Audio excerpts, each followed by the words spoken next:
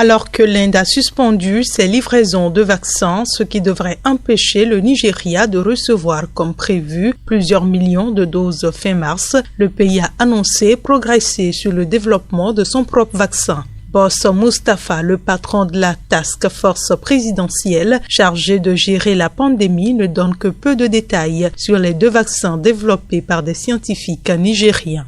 Mais l'annonce vise, selon les propres termes du responsable rapporté par l'AFP, à renforcer le moral et l'image de l'industrie médicale du pays.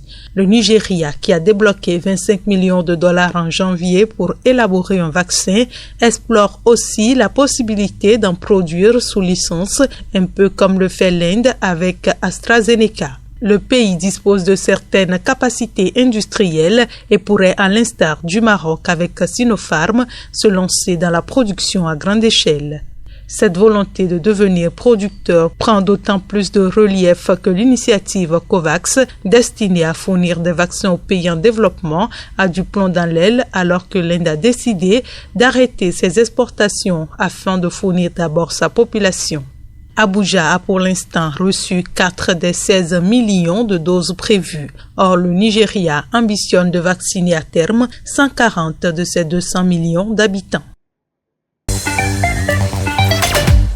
Depuis des mois, des intermédiaires tentent d'organiser un échange téléphonique entre les 2 hommes, mais ils n'y sont pas encore parvenus. Le gouvernement veut encadrer le retour de Laurent Gbagbo pour éviter des débordements. Jusque-là, c'est Ahmed Bakayoko qui menait les discussions. La maladie et le décès du Premier ministre ont suspendu le processus, mais la nomination de Patrick Achi et le retour prochain d'Assoa Adou, chargé par Laurent Gbagbo de le représenter auprès des autorités et récemment absentes du pays, devrait permettre une reprise rapide. Les proches de l'ex-président ne veulent pas se précipiter. Ils insistent sur les garanties à sa sécurité et demandent aussi qu'il bénéficie de la loi sur le statut des anciens chefs d'État dont il a été exclu, qui lui octroyerait un salaire, des frais de déplacement, du personnel. Selon un membre de sa famille, la réhabilitation de sa résidence de Mama, son village, est achevée. Les travaux à celle de Cocody sont en passe de l'être. Reste à savoir si, libre de ses mouvements, Laurent Gbagbo ne fera pas quelques étapes sur la route d'Abidjan, des visites à des dirigeants amis ou à des organisations de la diaspora qui l'ont soutenu sont évoquées mais tributaires du contexte sanitaire.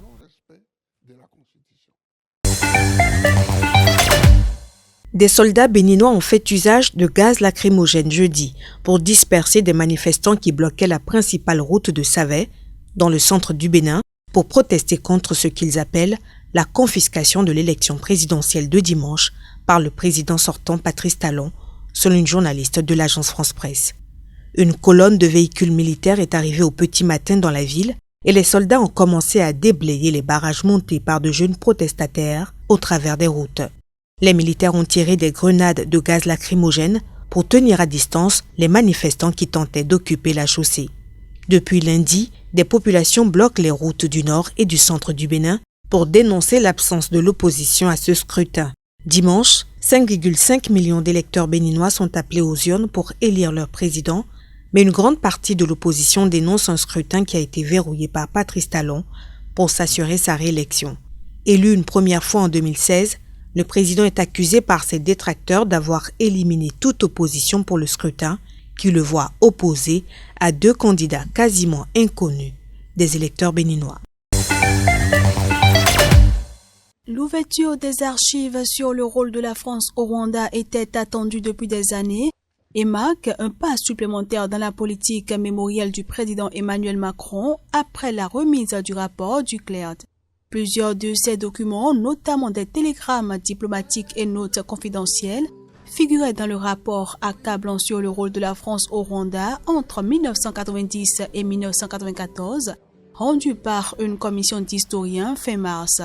L'annonce par un décret gouvernemental de l'ouverture des archives, notamment celle de l'ancien président socialiste François Mitterrand au pouvoir à l'époque du génocide, ont été saluées comme une bonne chose par l'association de rescapés Ibuka France. Les rescapés n'ont pas beaucoup à apprendre de ces productions d'intelligence. Ils le savent, ils l'ont vécu. Ils veulent des actes forts. ils veulent que des mots soient prononcés, parce que 27 ans après, certains d'entre eux ne sont plus tout jeunes. Ils attendent des paroles fortes.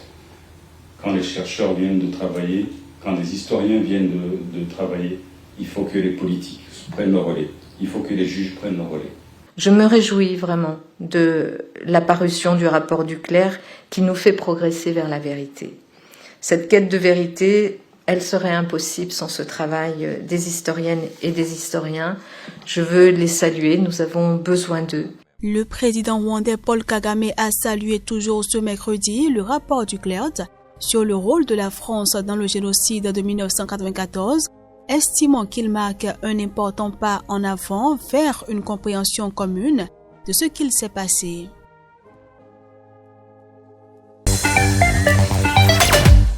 Nous avons reçu un cas de décès par balle et 6 personnes blessées par balle, a affirmé José Goujo, le directeur du dispensaire de Boni, un quartier de la ville de Savè dans le centre du Bénin. Des soldats sont intervenus dans la matinée à Savè pour déblayer des barrages montés depuis lundi par les protestataires sur la route principale. Selon des témoins, les militaires ont tiré en l'air pour disperser les manifestants avant de dégager la chaussée.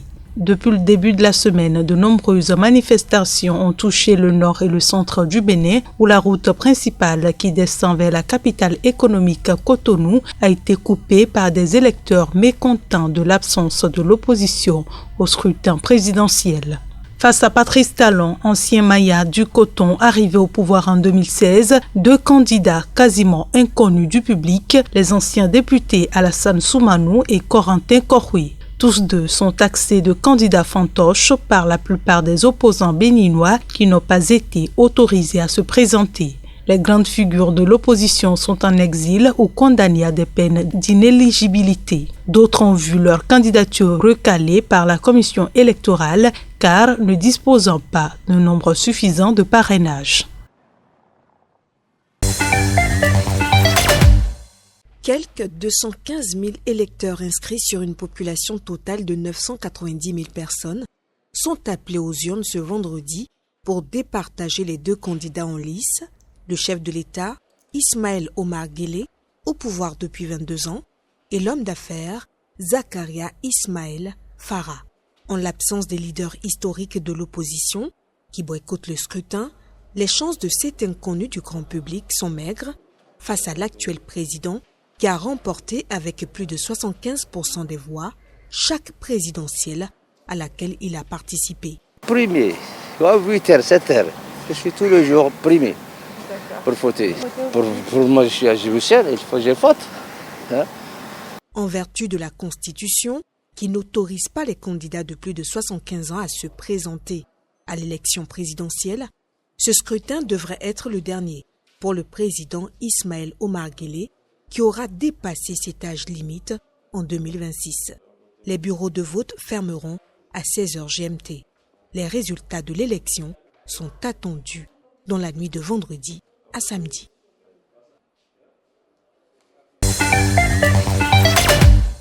Environ 2,5 millions d'électeurs avaient été appelés à se prononcer le 8 décembre sur ces 8 amendements, dont un réduisant la durée du mandat présidentiel de 6 à 5 ans et un autre, celui des sénateurs, de 9 à 7 ans. Georges Weah, ancien attaquant vedette du PSG et de l'AC Milan, s'était engagé en faveur du oui, en affirmant que de nombreux dirigeants restaient à ses yeux trop longtemps au pouvoir. Les 8 propositions ont recueilli plus de 50% de oui, mais aucune n'a atteint le seuil constitutionnel des 2/3 pour être approuvée, a annoncé lors d'une conférence de presse la présidente de l'ANEC. Les résultats ont été annoncés avec 4 mois de retard en raison de recours introduits après des violences survenues le jour du référendum qui était couplé à des élections sénatoriales partielles.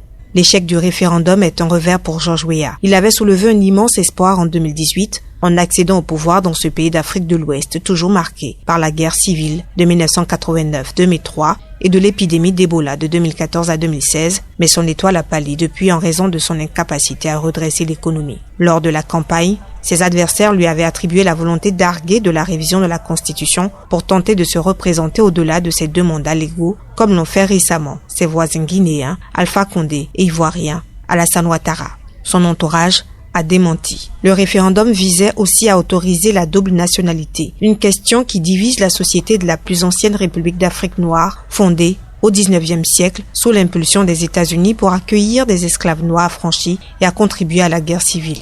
Les partisans de la proposition espéraient qu'en donnant accès à la propriété au Libéria aux futurs binationaux, elle encouragerait les investissements dans l'un des pays les plus pauvres du monde.